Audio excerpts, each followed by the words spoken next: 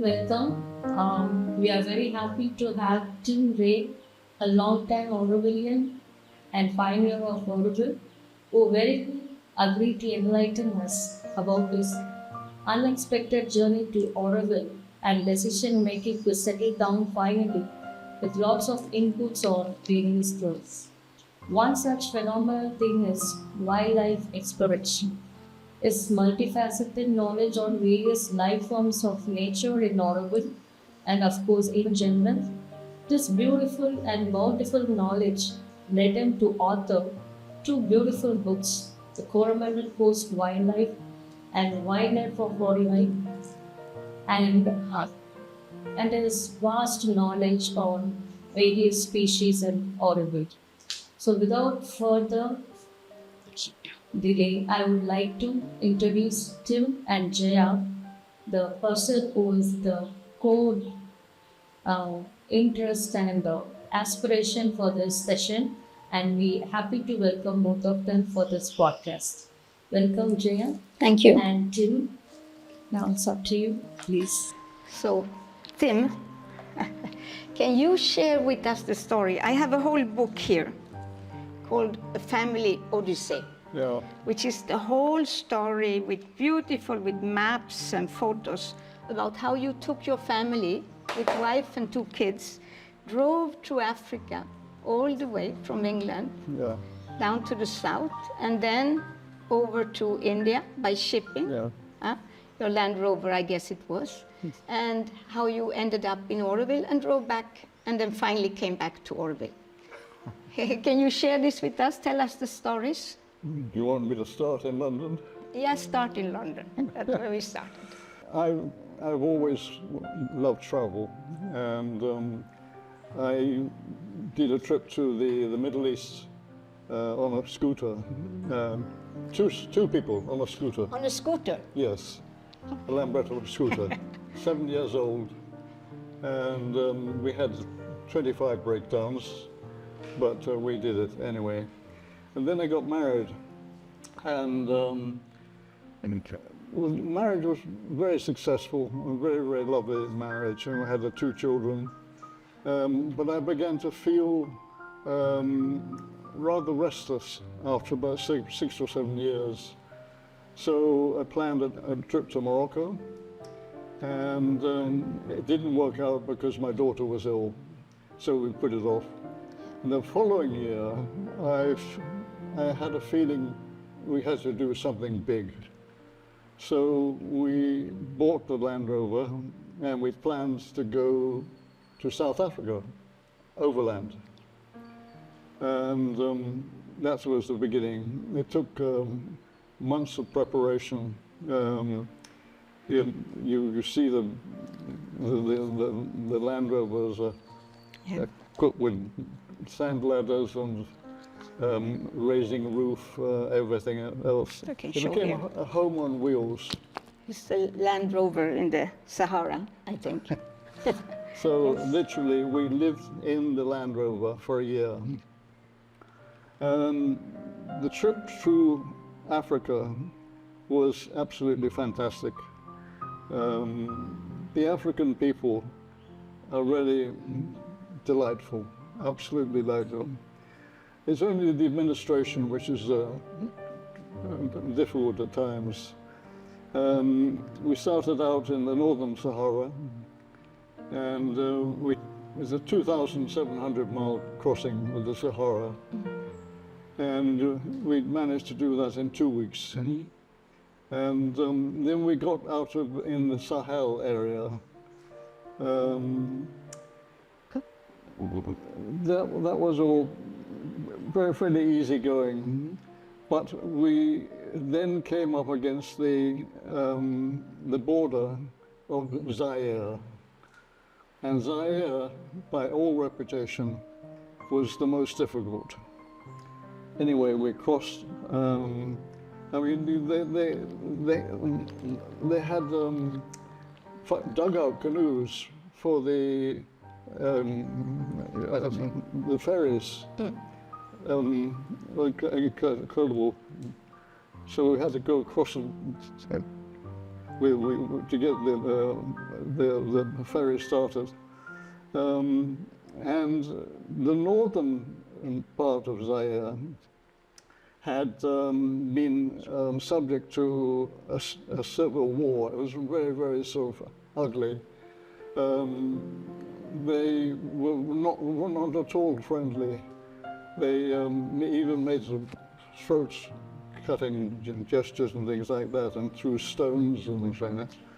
But once we got clear of the northern area, it was really very nice. The people were friendly and so on. The most extreme friendliness with the pygmies, the little pygmy folks. So we went and made one or two encounters with them. And to cut a long story short, we came out at Christmas time in Nairobi. And we spent Christmas up at Lake Naivasha. Then off we had to go south. By the time we got to Nairobi, we parted with the other two Land Rovers, so we were by ourselves. Three Land Rovers driving together. We were traveling three across. You have to cross the Sahara Yeah. with a Land Rover. Okay. So we then had 5,000 kilometers to Johannesburg, and my father-in-law lived there, so he was the excuse to go down. And we took in Rhodesia, as it was in those days, and so on. Victoria Falls, an incredible place.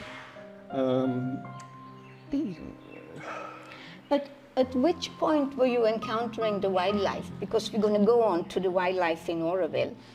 In Sahara, in where? What kind of forms, animals, insects? Were you already at that time interested in them? Well, there were no insects in the Sahara No.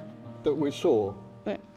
But once we got to the sort of the more jungly area, far too many insects, because we were making dinner in the time, and the light attracted these things. They're falling into the soup.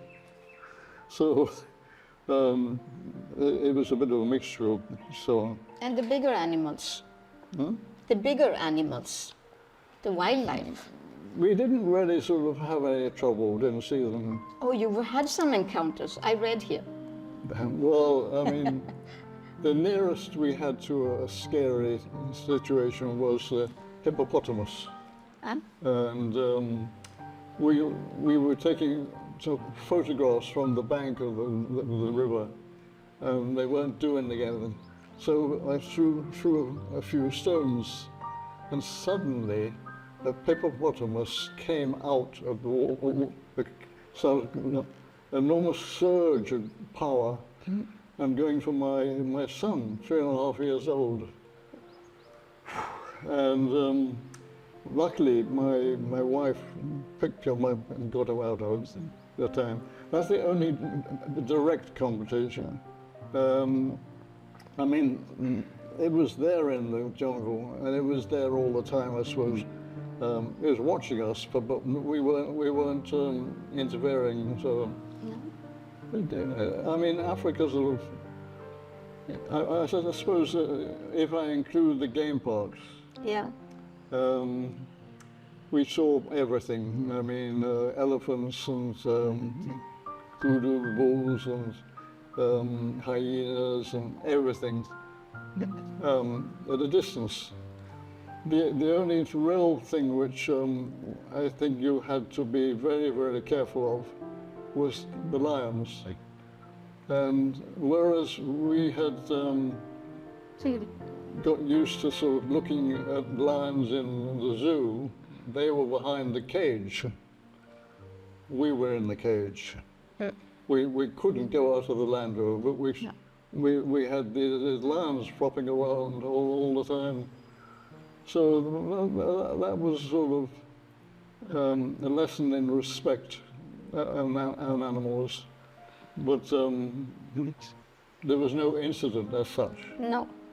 But you had a very close thing with a big elephant, no? It's a wool elephant you write about here. Yeah. That was a little bit... There was an haunting. occasion. We were camping in a game park all by ourselves and making dinner. Susan was just cooking and children were playing around. And suddenly, from about 200 or 300 yards away, a bull elephant came up out of a ravine. So I had a look at it, and it started coming towards us. We had a sort of a game park guide which told you what to be careful of and what not. Yeah. We were looking it up, but we had no time because it was approaching towards us. It got to about 50 or 100 yards, and we were really, I was worried because getting in the Land Rover and saving the children. But at the last minute, it just went around us, flapping its big ears, Yes. and disappeared. So, yeah, that was a close encounter, if you like. Had you already planned to go from Johannesburg up to India also, or did that happen on the trip? Sorry. You took the shipping, no? From Johannesburg up to maybe Mumbai. Was that already planned when you left England? Or We planned in yeah? London. Okay. We booked it on a particular date. Yes. It was a lovely, lovely trip. I mean, after sort of 2 or 3 months of roughing it, we were absolute luxury for 12 days. And the flying fish and the porpoises and the whales and swimming pool, good food. We were really well looked after. But when we got to Bombay, we had a shock. We had a carnet de passage, which allowed us to cross all the borders. You just stamp the paper, tear off the paper, and that was it. India took 1.5 days in 2 or 3 customs sheds to get permission to use that thing. So, I mean, we got through it eventually, and we set off south. And the first thing we found is that all the bridges were down. They were widening the road, so we had to go down into the river every time. And about sort of 20 or 30 of these river crossings. But we had an introduction to a Canadian girl who was married to a Tibetan, in a Tibetan refugee camp. And we thought we would ask him, or ask her, should we go on? Because it was so exhausting, it's hot and things like that. And she had never been there, but she said, I think you should definitely go on. So she was a messenger. The first messenger had been in London, an Italian artist who made us aware of Auroville. And she was the second one. So she knew about Auroville and she felt that it was definitely worth it. She'd never been there. No. Knew nothing about it. But just the feeling was you have to go on. And this is in 73 or what? So? This is in 1973 or when? Yeah, 73. 73. Okay. We left in 72. And we got to Pondicherry and asked for Auroville. So we were directed outside and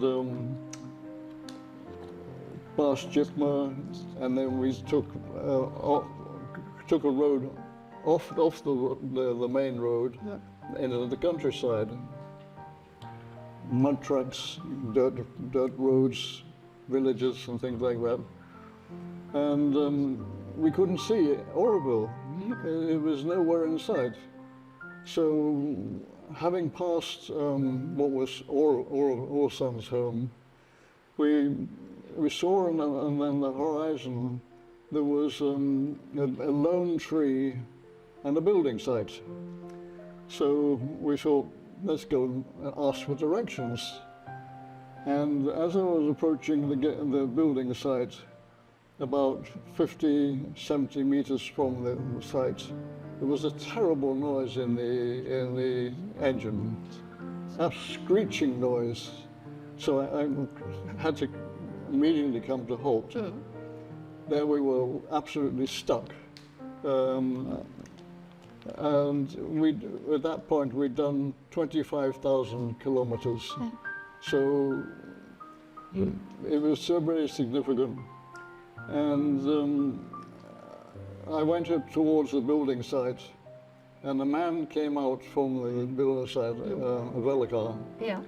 And he said, my name's Jack Alexander. I'm a mechanic. Do you need any help? I mean, it's fantastic. Yeah. So I said, well, yes, we're looking for Auroville. He said, this is Auroville. And I said, no, I mean the city of Auroville. Yeah. He said, you're in the city, at the heart of the city. Yeah. It's not yet built. It's quite a... There.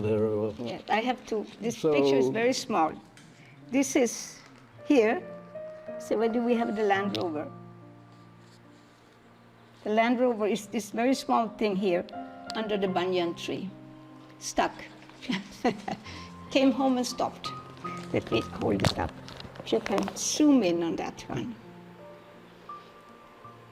It was the only picture Tim has of it, but it's quite amazing. Yeah. So now I let you go. So, I mean, that was the first thing, that the fan belts had broken and they were all wrapped around the dynamo. Secondly, the petrol tank was leaking. And thirdly, my daughter was feeling sick. So we had 3 reasons to halt. Yeah. When you think that we'd done 25,000 kilometers and 50 meters from the Macho Mandir, we brought to halt. Yeah. So people started saying, you're meant to be here. Yeah, I mean, I couldn't listen, I couldn't hear anything like that. My focus was on getting out of, getting these repairs and things Yes. like that. But after a few days, we began to relax, and we realized we were in some extraordinary place. Auroville was unique. People were delightful, they helpful. So we planned originally we would spend a couple of days there. Actually, we spent 7 weeks. Yeah. And during the 7 weeks, we saw Mother. Yeah. It's so much amazing. Absolutely shattering. Do you want me to talk about that? Yeah, you're very welcome to talk about that, because that's a key thing in our lives. We went up the stairs and we were waiting up outside. And all the other people who had birthdays were first.